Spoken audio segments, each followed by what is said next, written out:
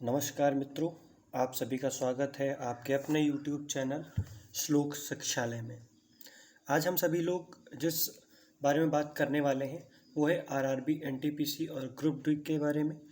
अगर हम बात करें तो जैसा कि आपको पता है कि 2019 में वैकेंसीज निकली थी और अभी हाल फिलहाल में ही 15 जनवरी को आरआरबी एनटीपीसी ने अपने CBT 1 का रिज़ल्ट जारी किया, जिसके बाद कुछ ऊहापोह की घटनाएं हुई और रिजल्ट में सुधार हेतु एक कमेटी का गठन किया गया। हम उन सभी बातों पर विस्तार से चर्चा करेंगे। आप सभी लोग सेशन को लाइक, शेयर, सब्सक्राइब ज़रूर करें और वीडियो को अंत तक देखें, जिससे आपको एनटीपीसी से रिलेटेड जो भी जानकारियां हैं वो विस्तार से प्राप्त हो सकें। आइए अपने सेशन को स्टार्ट करते हैं। अगर हम बात करें कुछ इम्पोर्टेंट डेट्स के बारे में, तो अगर हम देखें तो 28 फरवरी 2019 को ये पब्लिश हुई थी जो नोटिफिकेशन है एनटीपीसी की, और आपका जो फॉर्म फिल करना था वो आपका लगभग 31 मार्च 2019 तक था, और वहाँ से फॉर्म फिल होते हैं और आपका जो पेपर होता है वो लगभग 28 दिसंबर 2020 से लेकर के और 31 अगस्त 2021 तक आपका पेपर होते हैं। अगर हम बात करें तो किस किस डिपार्टमेंट में कौन कौन सी वैकेंसीज थी, और अंडर ग्रेजुएट और ग्रेजुएट दोनों लोग कैटेगरीज़ के लिए आपकी वैकेंसीज थी। और अगर हम बात करें कि जो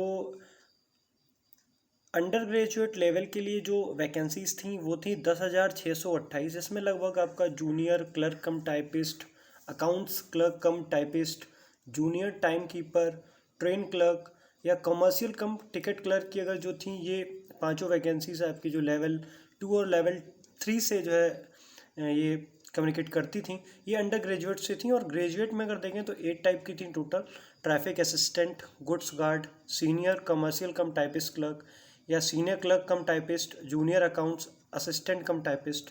या जो सीनियर टाइम कीपर या कमर्शियल अप्रेंटिस जिसको आप CA भी कहते हैं, और स्टेशन मास्टर।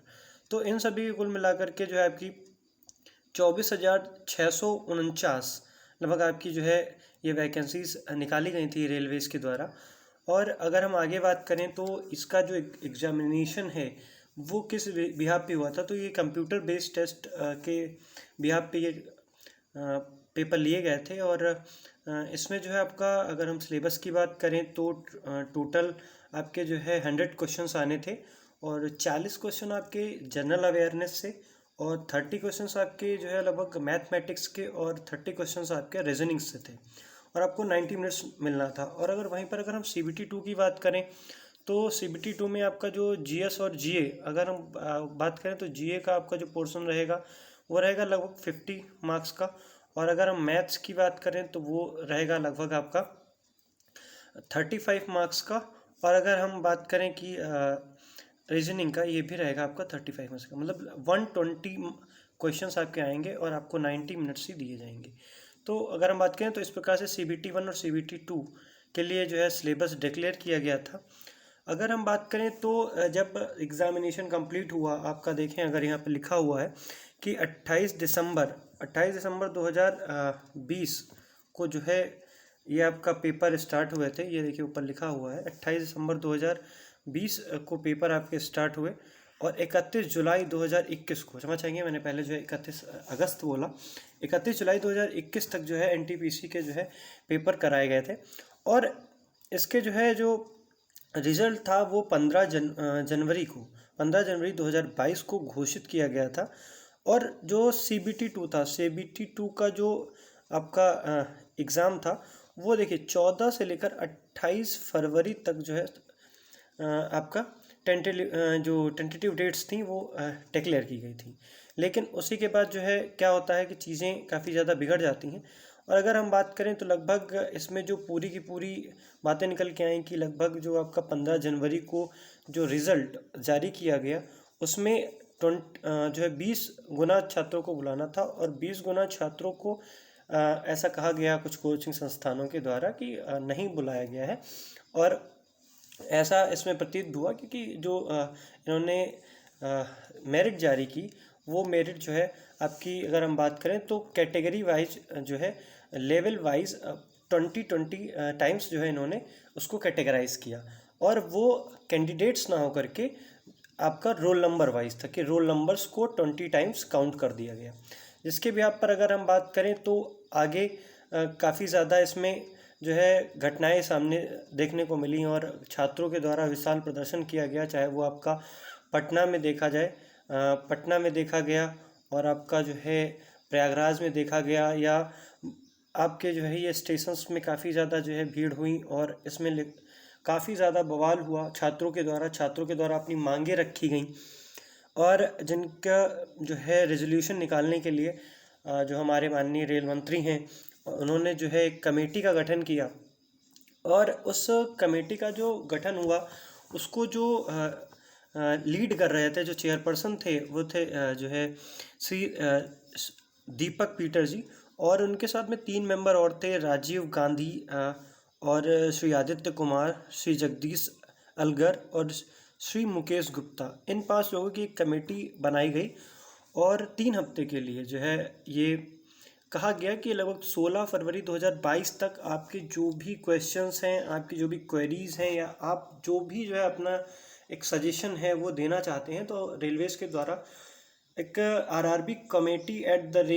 @railnet.gov.in नाम से एक जो है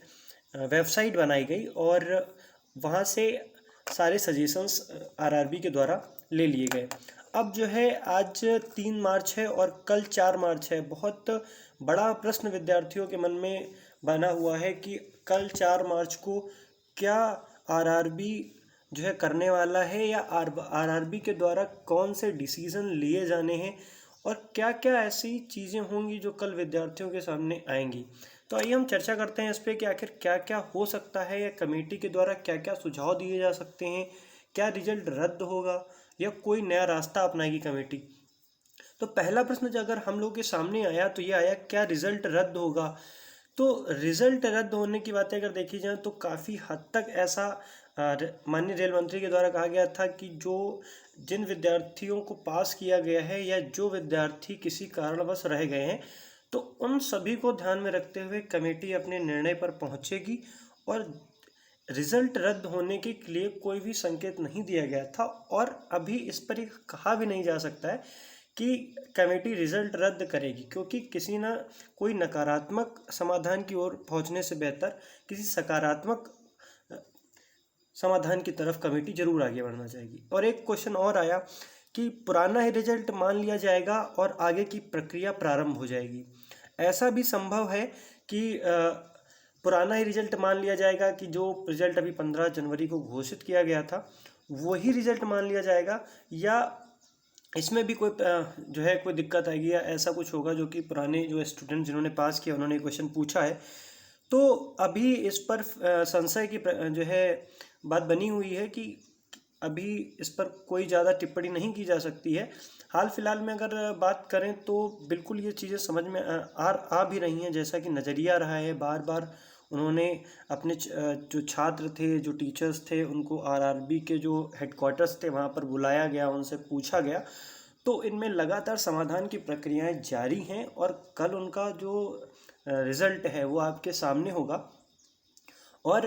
अगर ऐसा होता है तो पुराना ही रिजल्ट मान लिया जाता है, या आगे की प्रक्रिया उसको मान करके प्रारंभ कर दी जाती है, तो वो कमेटी के कहीं ना कहीं एक निर्णय का जो है आधार होगा, और वो उस निर्णय को वो कहीं ना कहीं किसी स्तर पर ले जा कर के वो डिस्क्राइब करेंगे या वेरीफाई करेंगे। अगर हम बात करें, तीसरा क्वेश्चन आता है कि नए सिरे से रिजल्ट जारी होगा। इसके काफ़ी ज़्यादा चांसेस हैं कि छात्रों को ज़्यादा से ज़्यादा मौका दिया जाए, या कैसे उनको, और जो जिन छात्रों की मांग थी कि रिजल्ट काफ़ी ज़्यादा गलत तरीके से जारी किया गया है, तो ये भी काफ़ी ज़्यादा एक प्रश्न है। और ये देखने वाली बात कल होगी जब रिजल्ट कमेटी द्वारा जारी किया जाएगा, तो क्या रिजल्ट ऐसा कमेटी कहेगी कि ठीक है कि आपका रिजल्ट नए सिरे से जारी किया जाएगा और सभी विद्यार्थियों को CBT 1 में मौका दिया जाएगा, और CBT 2 में कैटेगरी वाइज हम डिवाइड करेंगे कि आपके नंबर कैसे आते हैं मेरिट में। वैसे जो 13 आपकी वैकेंसी हैं, 13 टाइप की, चाहे वो आपकी 5 टाइप की आपकी अंडर ग्रेजुएट हों, या 8 टाइप की आपकी ग्रेजुएट लेवल की हों, और उनमें फिर हम मेंस में डिवाइड करेंगे। उसके बाद हम जो है स्किल टेस्ट की ओर आगे बढ़ेंगे।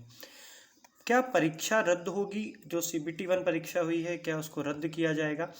ऐसी फिलहाल संभावनाएं नहीं प्रतीत हो रही हैं कि परीक्षा को रद्द किया जाएगा, क्योंकि इतनी बड़ी जो संख्या में विद्यार्थियों को बिठाना और परीक्षा कराना इतना आसान नहीं होता है। और जिस प्रकार से जो है, अगर बात करें कि काफ़ी हद तक एक सक्सेसिव मोड में परीक्षाएं कराई गई, विलम्ब हुआ परंतु सभी परीक्षाएं कराई गई, और ऐसा जो है लगातार रेलवेज की तरफ से बयान भी दिए गए। तो ऐसे आसार जो है काफ़ी कम नज़र आते हैं। अगर लास्ट प्रश्न की बात करें कि वैकेंसी